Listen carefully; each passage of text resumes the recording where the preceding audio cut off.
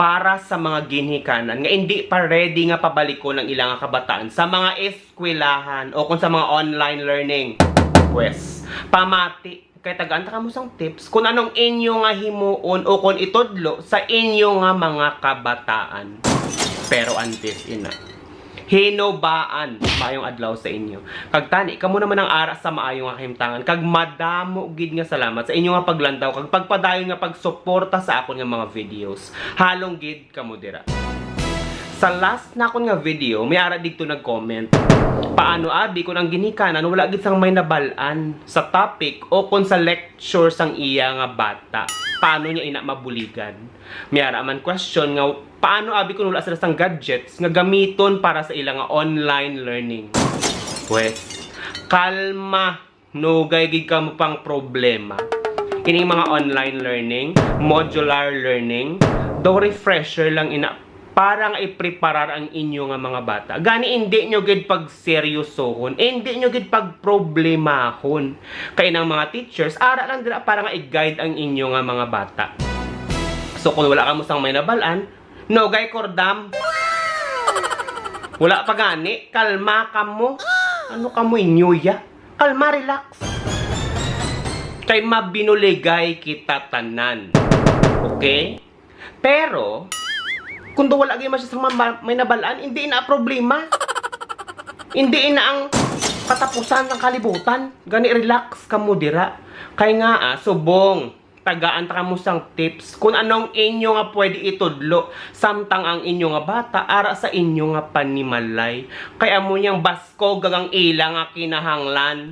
Hindi kay ko na mga ano-ano pa man. Hindi na yabuot sila nga kung may honor-honor ang imong nga bata, mangin successful na siya. Hindi ina sigurado kay damo ko sang kilala.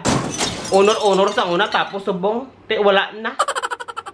Ang iba niya nagamurong maestro na, namin na sang obra. Ang iba niya ato ay pinanghugas mga pinggan kag panrapo sang lamisa kag magkuas mga kung ano-anong mga order da. Munang ilang obra.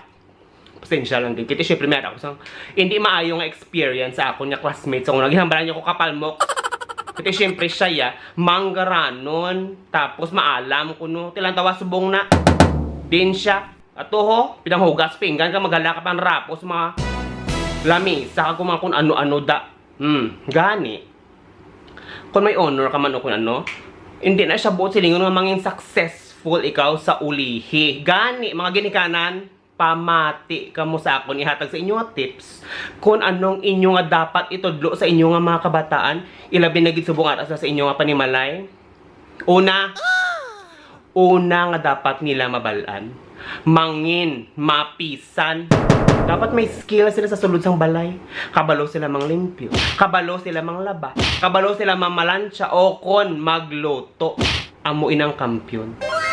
Ikaduha, tudlo sila nga mangin responsable o kon independent. Inaaba na naglakat ka. Pag abot nimo, limpyo ng balay niyo. May naluto na nga sudan, nakatigang na. Inaiyak kampyon nga bata. Ikatatlo, tudlo isang respeto. Kay nga asubong ang mga kabataan, baw Diyos ko, do wala na sang respeto, do ka mga bastos na sa ilay. Ganit tudlo isa sang respeto. Ikaapat, tudlo ang bata mo sang diskarte. Diskarte ang importante sa pangabuhi subong. Kung ang imo bata may ara sinang apat, una, mapisan. Ikaduha, responsable kag independent. Ikatatlo, may respeto. Ikaapat, may diskarte. Daog pa ng valedictorian. Base kan diin mo dalon ang imo nga bata, maka-survive ina kag mangin successful sa ulihi. Basta, hindi lang siya manginto kag mangmulis siya. Amo nang tandaan ninyo. Gani, hindi ka mo ma-discourage kung ginahambalan ka mo sa una nga wala ka mo honor o kung ano kay nga hindi ina importante.